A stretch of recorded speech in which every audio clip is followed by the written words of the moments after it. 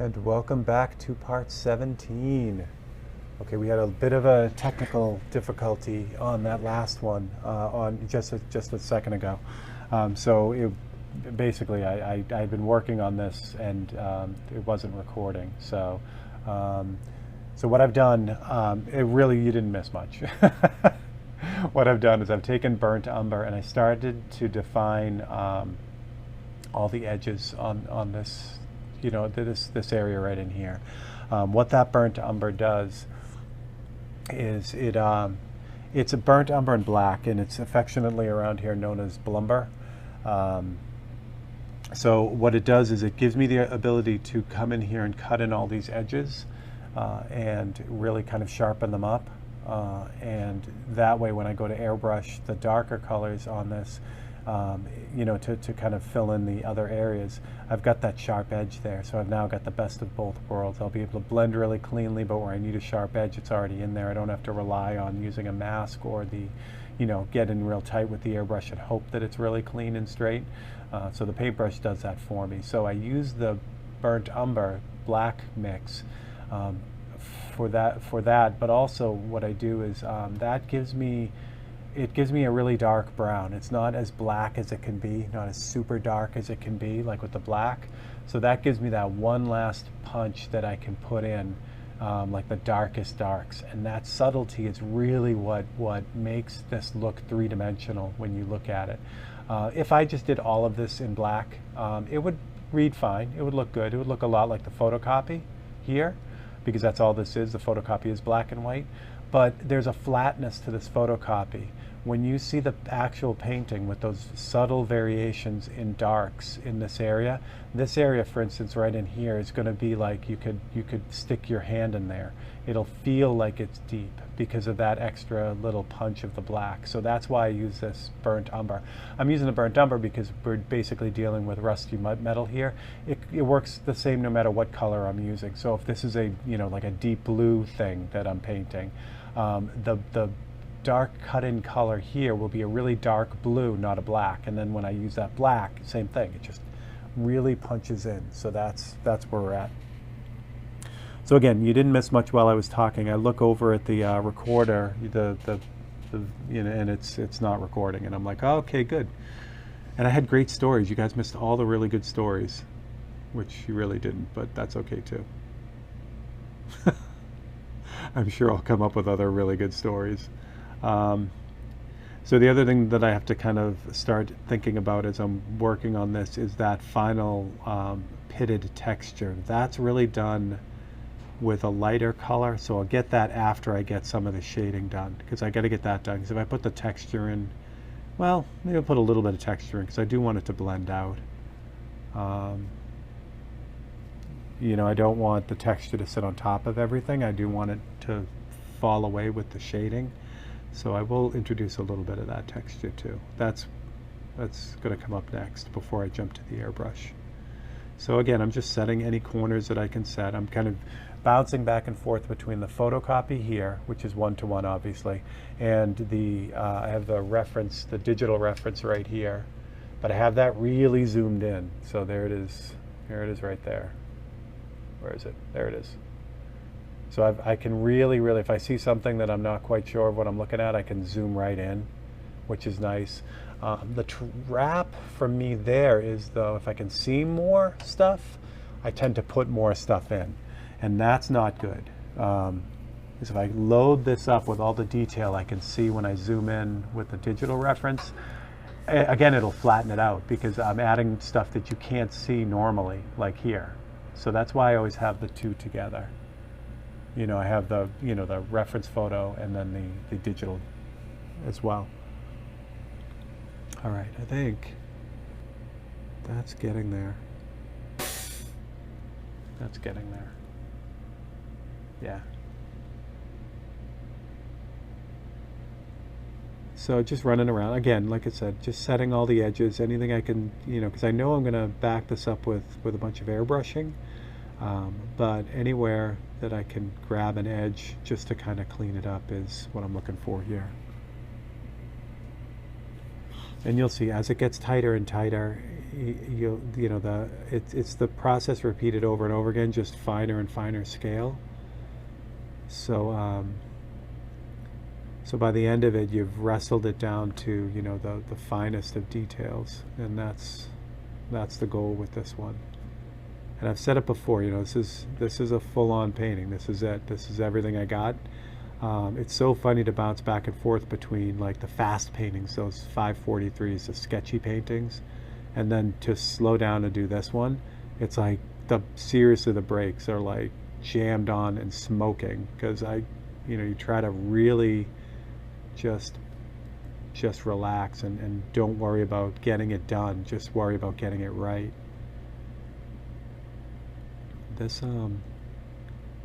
nut is funny because it has to be, I mentioned it before, it has to be stainless or zinc or something, because it has no corrosion on it. It's just bright.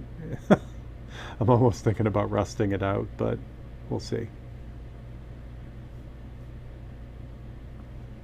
All right, yeah, there's lots of texture on this, but this strut here is on top of everything else. This is really what I'm kind of focusing on right now, and then I'll do the strut afterwards.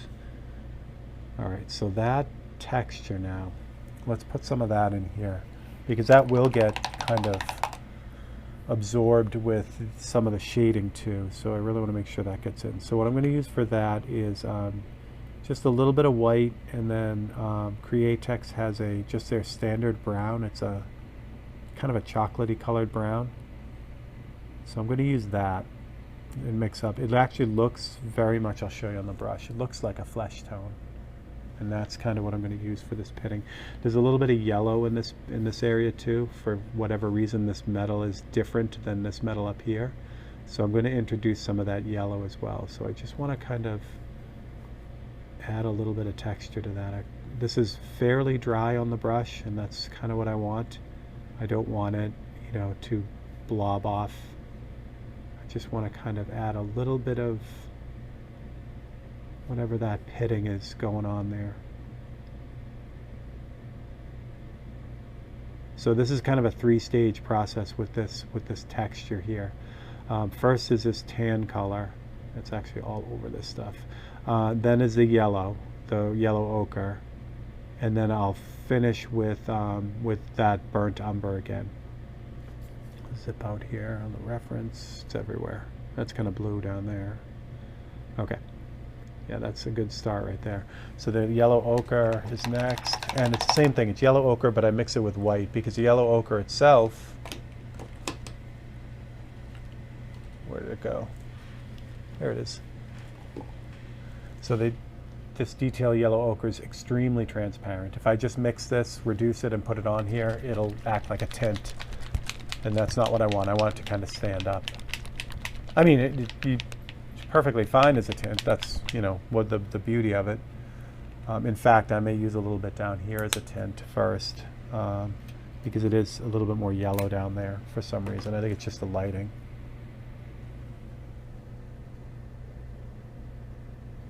I think. Yeah, this is yellow ochre is super transparent. So yeah, these, like the tops of this is more yellow. So this is much easier. I mean, you know, to tint a color, I mean, that's the hallmark of the airbrush. That's what the airbrush does super well. You could just breathe paint on and change the everything about the color that you're working with.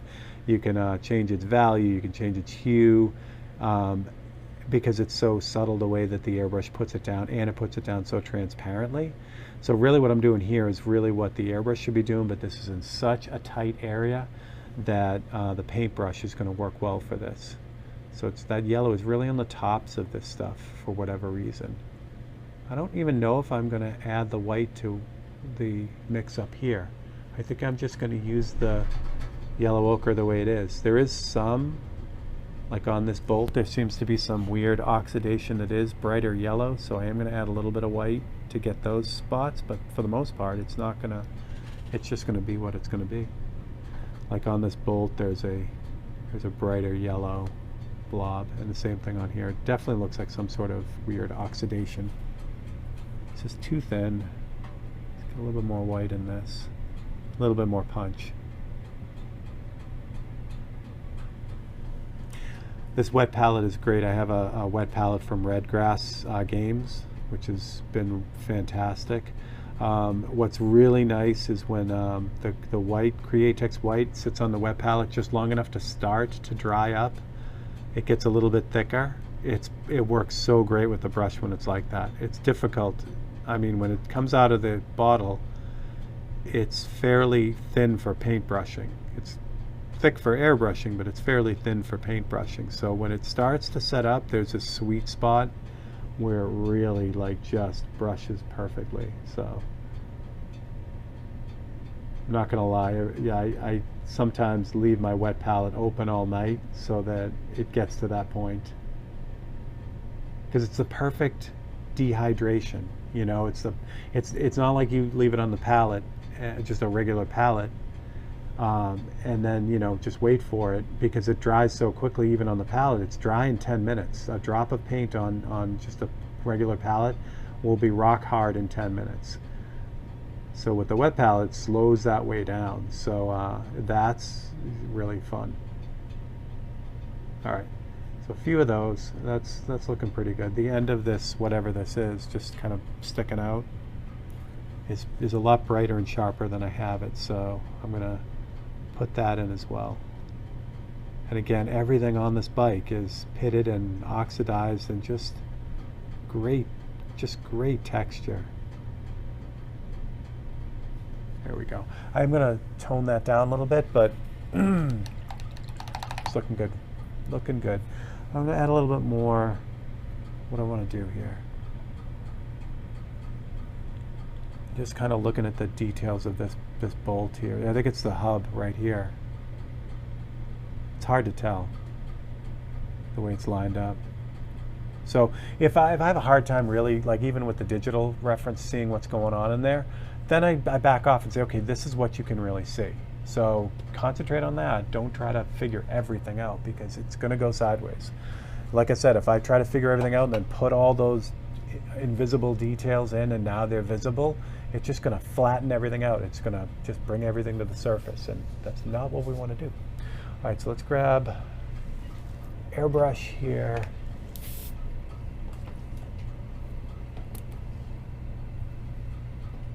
And for this, I am going to use black, straight up black, because I want to start punching in those darker areas first. And the reason why I can get away with this with the airbrush is for what we just talked about. The airbrush puts things on extremely transparently when you want to. So because I have so much transparency in the softest of these fades, you'll see the brown pop through. So it'll turn into that lumber color. So what I'm going to use to do that is the most reduced version of the opaque black I have, which is 1 part paint to 20 parts of the 4011 reducer.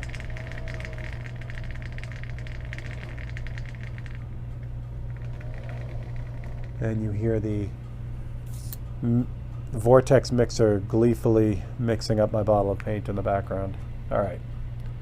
So again, this is 1 part, I have it reversed on the label, but it's 1 part paint to 20 parts reducer, 4011. So with this, I was just talking about this with someone online.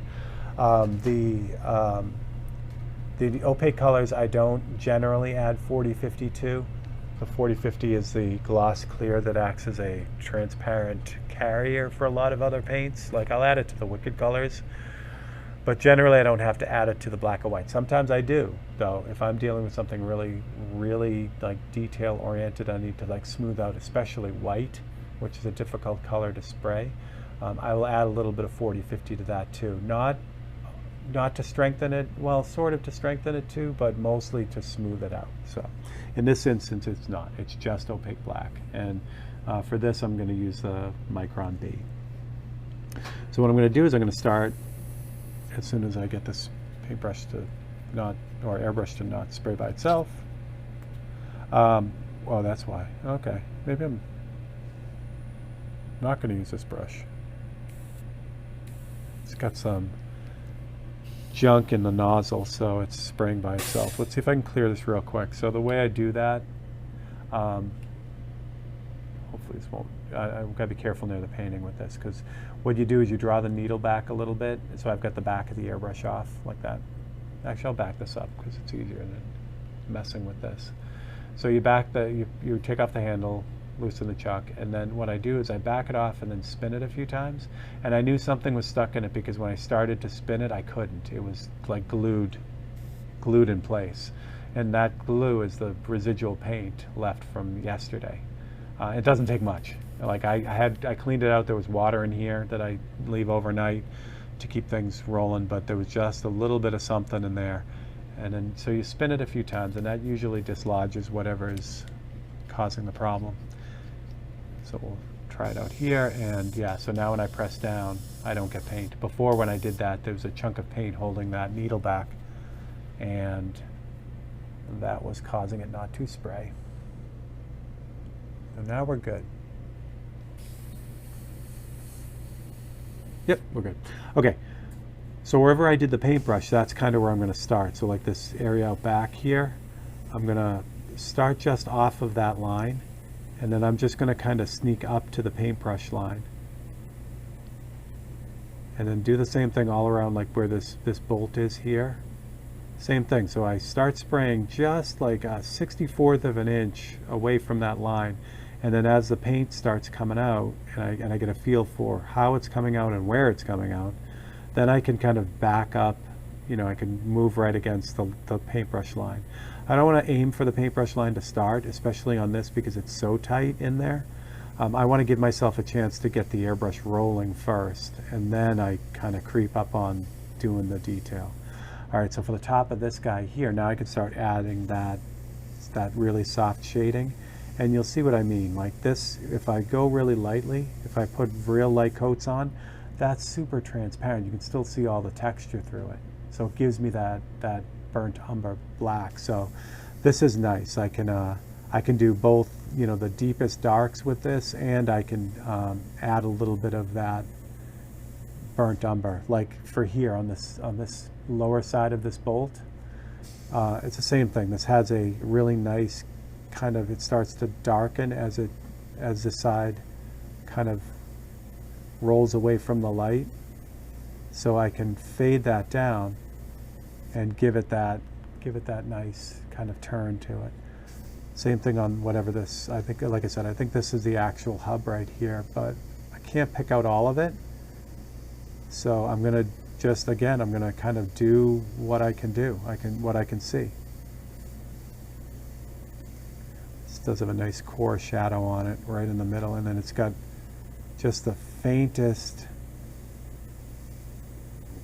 reflected light underneath it, which will be really neat because, again, for subtlety's sake, it's going to give it that roundness, but it'll be buried somewhere in here. So there's a shadow, core shadow, and then there's an actual shadow from the bolt above right here too. And then as it gets closer to here, it all gets dark.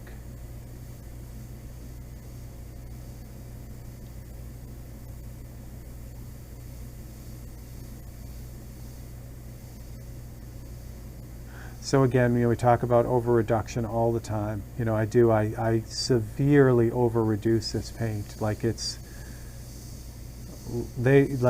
folks at Create Text will never ever tell you to reduce their paint 20 to 1, you know, or 1 to 20, 1 part paint to 20 parts reducer.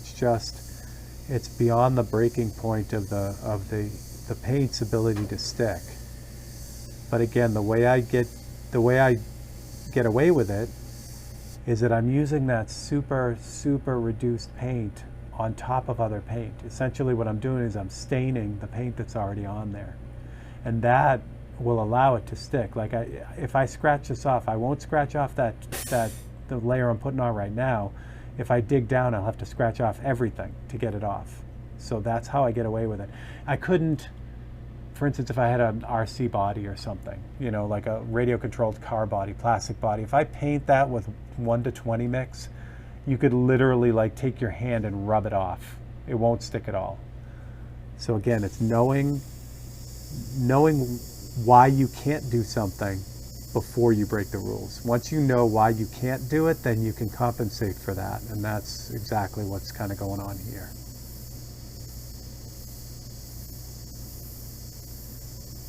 Plus, you know, the reason why I over reduce it is it's so I can spray super tiny spots. You know, I'm not trying to cover the world with it. I'm just doing these really tiny spots. So it's the reduction comes from the function more than anything. Like I needed to be able to get in these corners and spray really small areas, and the way to do that is by over reducing it.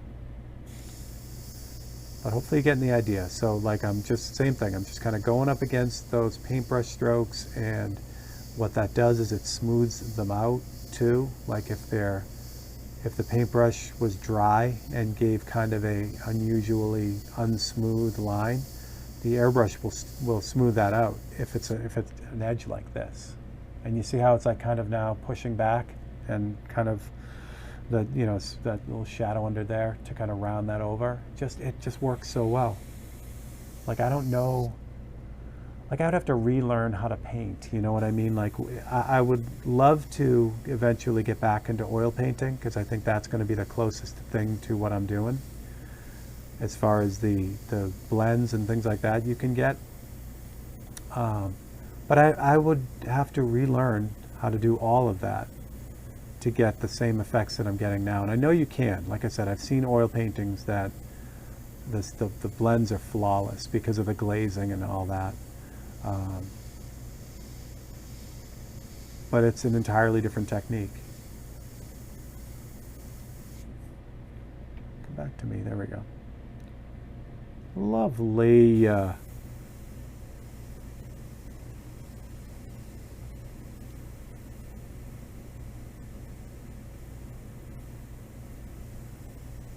Yep, it's working. It's working very well.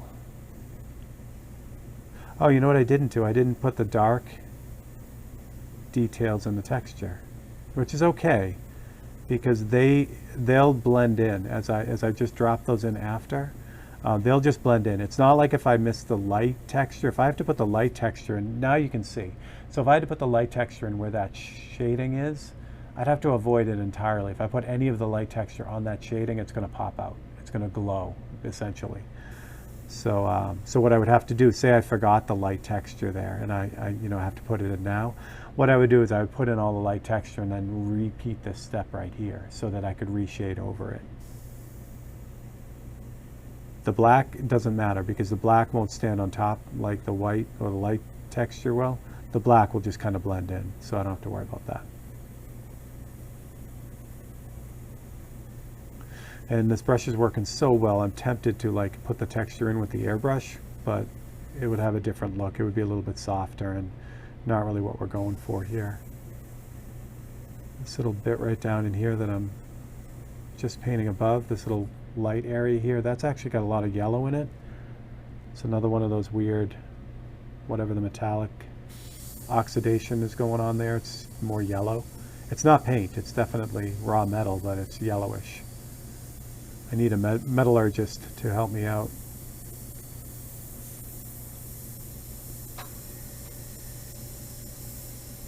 I'm sure there's well, I know there's a scientific reason for it, but I'm sure it's an obvious thing to someone who deals with a lot of metal.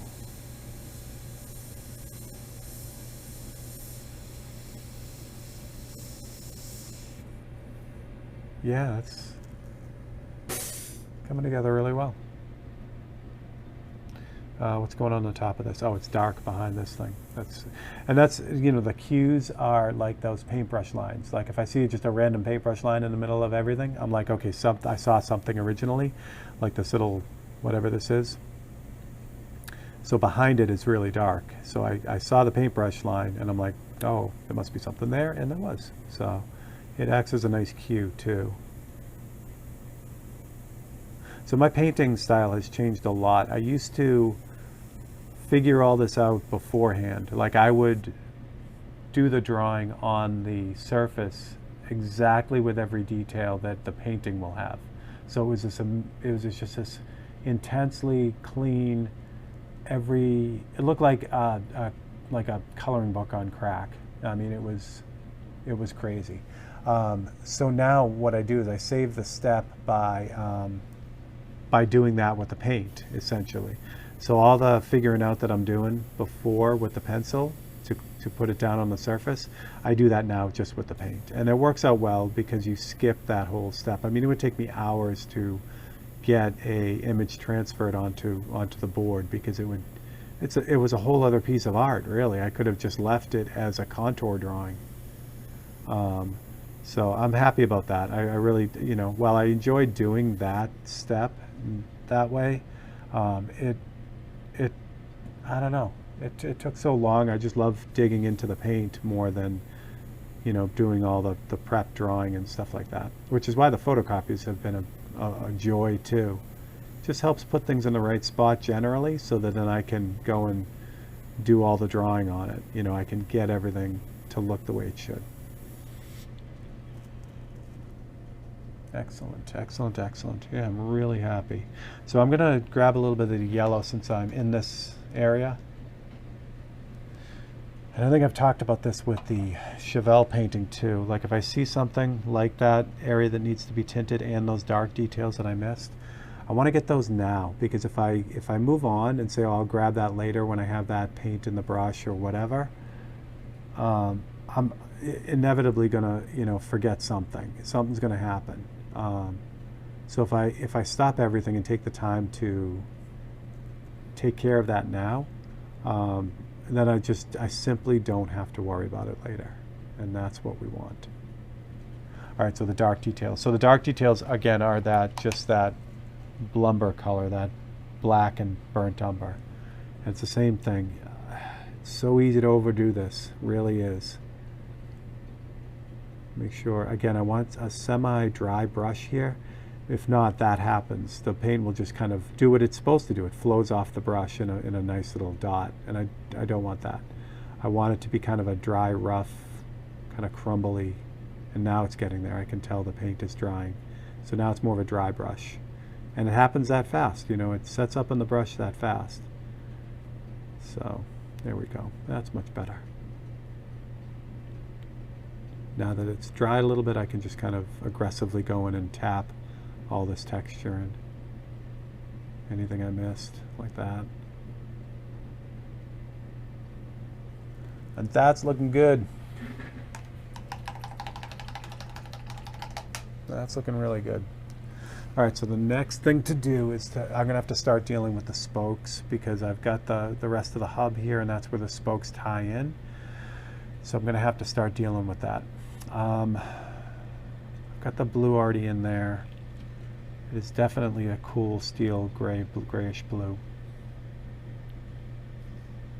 So I've got that already established. I think I'm just going to kind of handle it the same way as I just did. So this will be a good example of what I was talking about dealing with blue. So this is primarily brown, so I'll use that umber color.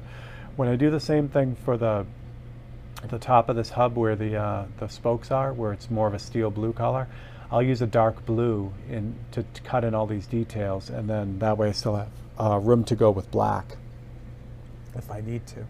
So let's start that, and then we will pick that up again on episode 18. So I'm going to grab some cerulean blue. I really like this. It doesn't have as much of the green in it that the regular standard blue has.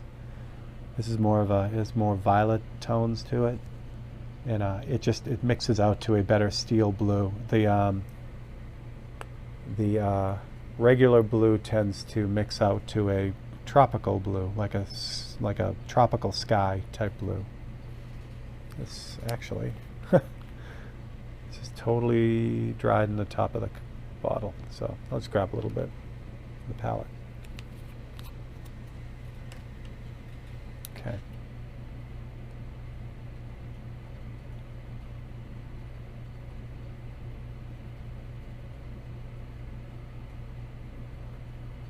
Okay, so I've got this, it's kind of a steel gray now. So what I'm going to do is I'm going to start working around the spokes. And it's the same process here. What I'm doing is I'm establishing the shadow underneath all the spokes, but I'm also using this to draw in the spokes too. So obviously above this dark line here is the spoke. So I kind of kill two birds with one stone here. A little bit of dark here. Now there's a dark detail, the groove, on this. So I just kind of indicated it with that. All right, so let's cut it there and for this week, and then we will pick it up next week with the same process. We're just going to jump right back in to finishing up this wheel. Once I get this area done, then I'll kind of start to branch off. We'll finish the rest of the spokes and then move on the fork and all that. All right. So don't forget, like and subscribe. That would be most helpful. If you know someone who'd be interested in this Open Studio series or the Tech Tuesdays, please pass it on. Share this video or share the page. I would really appreciate that. Just helps us grow, and yeah, that's great. So I will see you guys all for the next Tech Tuesday. No, it's Open Studio. All right, I'll see you for that one too. All right, take it easy, guys.